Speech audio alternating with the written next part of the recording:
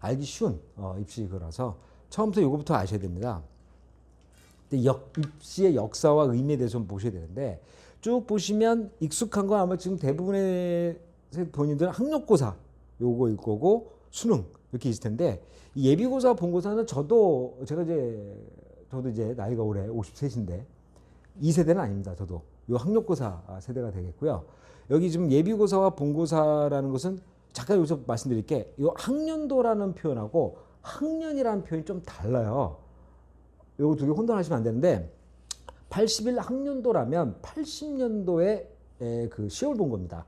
그러니까 학번하고 일치하는 게 학년도예요. 그러니까 만약에 2019 학년도 수능이다 그러면 18년 11월 달에 본 수능을 얘기를 하게 되는 겁니다. 그러니까 그 학생이 수능을 보고 대학을 들어가면 19학번이 되는 거잖아요. 바로 그런 기준으로 보시면 되는 겁니다. 그러니까 22학년도 그러면 21년도에 고3인 학생이 되는 거고요. 그냥 학년이라고 한다면, 그러니까 2019 학년 그러면 그 해당 연도만 딱 2019만을 얘기하게 되는데, 이걸 말씀드린 이유가 나중에 학생이 고등학교 가서 이제 수능 전에 모의고사라는 걸 보게 되는데, 이 모의고사는 사설하고 일단 정부에서 보는, 사실 평가원에서 보는 모의고사 두 종류가 있어요. 평가원 모의고사는 고3 때만 보게 돼요. 6월달, 9월달, 그다음 이제 수능 이렇게 보게 되고, 교육청께 또 중간중간에 끼어 들어가 있는데, 오로지 그 학년도, 다시 말해서 이 학년도 표현을 쓰는 것은 평가원 모의고사에서만 학년도라는 표현을 쓰게 됩니다. 그러니까 2020년도에 모의고사를 본 거라면 6월, 9월 거는 2021 학년도 모의평가 이런 식으로 얘기가 되게 되고요. 나머지 사설이나 교육청 거를 보통 해당 연도의 거, 2020년도 20학년 도란 말을 안 붙이고요. 2020학년 고1, 2, 3 이제 모의고사, 국어, 영역 이런 식으로 해서 나오게 됩니다. 그러니까 학년도라는 말은 학번이랑 일치한다라고 보시면 좀 쉽게 되겠죠. 그래서 6, 9학번에서 8, 1학번까지는 예비고사 세대인데, 저도 이건 본 적이 없기 때문에, 근데 단순하게 말씀드리자면 예비고사는 지금 수능처럼 전국적으로 다 똑같은 문제를 갖고 시험을 봐요. 그래서 몇 점 이상으로 해서 컷을 다 나눴죠. 그래갖고 몇 점 이상은 어느 대학을 지원할 수 있다, 어느 대학을 지원해서 나눠져 있었어요. 그래서 예비고사를 잘 보면 서울대까지 지원하는 거고, 예비고사를 못 보게 되면 볼 수 있는, 지원할 수 있는 대학이 한계가 있었던 그런 시절입니다. 그래서 이것도 제법 한 12년 정도 진행이 됐던 건데, 요게 이제 재미있다기보다는 이 학년이 이거 시험 이름이 바뀔 때 보면 이 정권이 바뀌는 거하고도 조금 더 연관이 좀 어느 정도 있어요. 특히 요때 81학번들은 이제 부모님들이 기억을 하실지 모르겠지만, 그 이제 전두환 정권이 들어오고 나서 그때 입시에도 싹 다 뜯어 고쳤죠. 너무 복잡하게 하지 말고 하나로 가자. 그래서 예비고사, 본고사 없애고 학력고사로 해서 82학번, 82학번부터는 전부 다 이제 학력고사로 갔던 세대죠. 그래서 일단은 여기서 제가 이걸 또 말씀드린 이유가, 이 본고사라는 말을 지금도 좀 써요. 바로 대학별고사라는 말을 또 쓰죠. 그러니까 논술, 그다음에 이제 실기라든가 이런 거는 각 대학교 가서 시험을 보잖아요. 그걸 흔히들 본고사 준비해야지라는 말로 요새도 좀 대체하고 있어요. 그러니까 본고사라는 말은 해당되는 대학교에 자기가 직접 가서 보는 것을 본고사라고 하고, 현재는 이제 대학별 고사란 말을 좀 더 많이 쓰긴 하지만 혼용돼서 쓰고 있으니까 부모님께서도 본고사와 대학별 고사는 같은 말이고 그 대학 가서 보는 걸 얘기하는구나라고 보시면 되고, 현재로서는 이제 예비고사, 본고사는 사라졌기 때문에 본고사는 난이도는 어마무시했다고 합니다. 엄청났다고 해요. 본 적은 없지만. 자, 그다음에 학력고사가 이제 82학번부터 93학번까지가 전부 다 학력고사 세대가 되는데, 이때는 전 과목 다 봤죠. 모든 과목을 다 봤어요. 거의 다. 그래서 이제 예체능 게 빼고, 그래서 이 당시는 이제 저것도 있을 때라서 고등학교 입시도 있을 때였죠. 연합고사라고 해서 중3들이 12월 달에 시험을 봤죠. 그래서 고등학교 시대다 보니까 그때도 이제 전과목을 다 봤고요.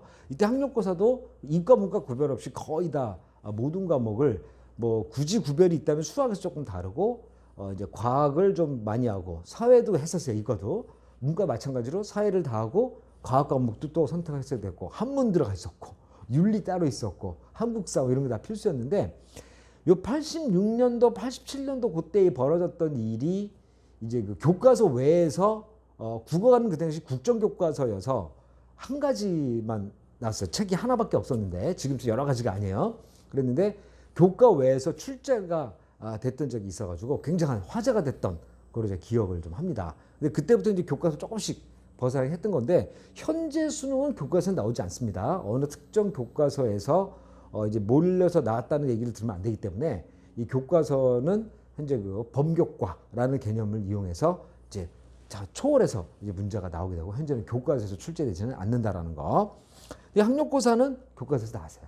철저하게 예비고사도 그렇고요. 근데 본고사는 이제 대학교에서 냈고요. 자, 이제 94학번부터 수능 세대가 되는데 현재까지 진행 중에 있고요. 굉장히 오래 가고 있죠. 굉장히 가장 긴 역사를 갖고 있는 건데 말이 이제 수능이란 말을 쓰지 실제로는 그 사이에서 많이 변했어요.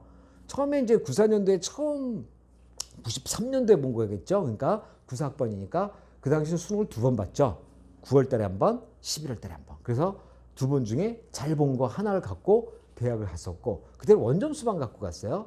뭐 지금부터 말하는 무슨 표준 점수나 뭐 이런 거 없이 갔는데 이게 문제가 생긴 게 9월 달에 잘 본 애들이 11월 달 시험을 볼 필요가 없다고 생각을 하면서 학교를 제대로 안 나가고 공부도 제대로 안 하고 11월 달 거 봐야 되는 애들이 있는데 또 이게 방해가 되는 이런 좀 악영향을 좀 안 좋은 마이너스 효과가 있다 보니까 그 바로 다음 해부터는 수능이 11월 달 한 번으로 줄게 되죠. 그러니까 이처럼 수능도 계속 변화를 하게 되고 단순하게 점수만 갖고 보니까 과목별 난이도를 알기 힘들다 보니까 표준 점수라는 거, 그다음에 이제 등급, 그다음에 백분위 이런 것들을 이제 활용하기 시작하면서 수능이 점점 복잡해지기 시작합니다. 물론 이제 문제 출제되는 방식을 떠나서 평가하는 방식에서 그렇다는 겁니다. 그래서 어쨌든 수능이라는 것이 지금까지 연결되어 오고 있기 때문에 부모님들께서도 이제 보신 분이 계시는데 요 94학번, 9학번 부모님들이 이제 나오기 시작을 하셨어요. 그러니까 아버님은 좀 그렇다 하더라도 어머님들 같은 경우는 94, 9학번이 계십니다.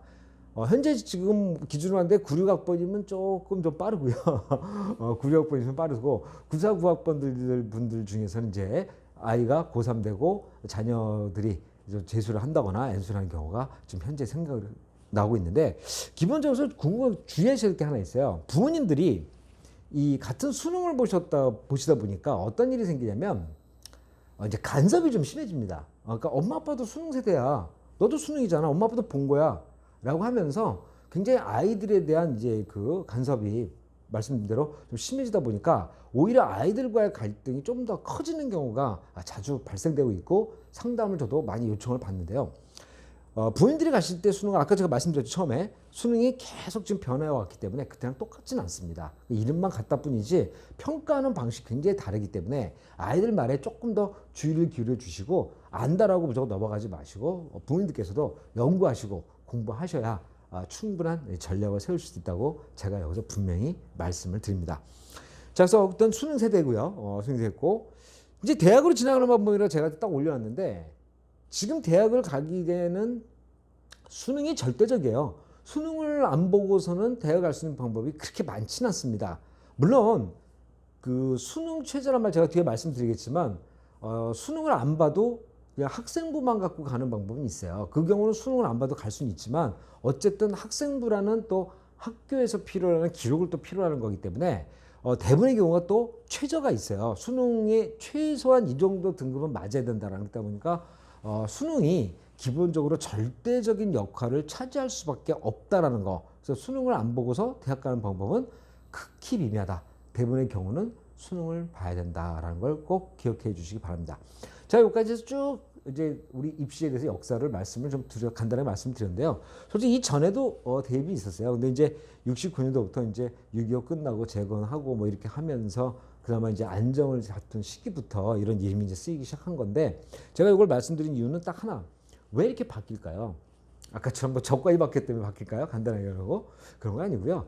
이 시대가 요구하는 인재상이 달라지기 때문에 그렇습니다. 솔직히 지금 보시는 부모님께서 어렸을 때나 중고등학교 다닐 때 머리 좋다는 애들의 기준이 뭐였는지 한번 예를 들어 볼게요. 그 당시 우리 친구 중에서 머리 좋다 그런 애들은 암기를 주로 잘하는 아이들이었어요. 암기 잘하고 그러면 머리 좋다는 걸로 갔었죠. 지금은 아니죠. 단순 암기 갖고는 통하지 않습니다.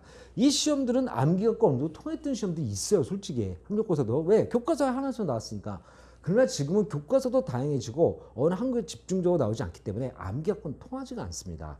수학 문제 또한 우리 때는요. 문제를 줬죠. 식을 줬죠. 근데 지금은 말을 줍니다. 그 말을 읽고 이해해서 수식을 만들어내는 과정을 포함하고 있어요. 그러니까 그 당시하고 지금은 완전히 시험의 형태가 다른 거죠. 왜? 바로 멀티를 요구합니다. 이제 인재 상황. 그러니까 좀 융합적으로 하나만 잘하는 것보다는 요것도 좀 하고 요것도 좀 하고 요것도 좀 하고 이런 식으로 융합형 인재를 요구하는 세상이다 보니까 암기가 통하지 않는 거죠. 그러니까 그 당시에 그 80년대 이전에 태어났던 이제 그 시험을 봤던 사람들 중에서 머리 좋다라고 하는 거의 개념하고 지금의 머리 좋다는 좀 차원이 좀 다르다는 거를 부모님께서 이해를 해주시고요. 솔직히 이제 어떤 이제 머리 좋다 나쁘다가 단순히 IQ 또 요새는 또 IQ라고는 안 하고 EQ가 또 감성 지수도 중요하다 한 이유가 바로 거기서 나온다는 거 부모님께서 받아들여 주시고 아 얘들 요새 우리 때의 기준과는 좀 다르구나라는 거를 꼭 마음에 담아두시기 부탁을 드리겠습니다. 자.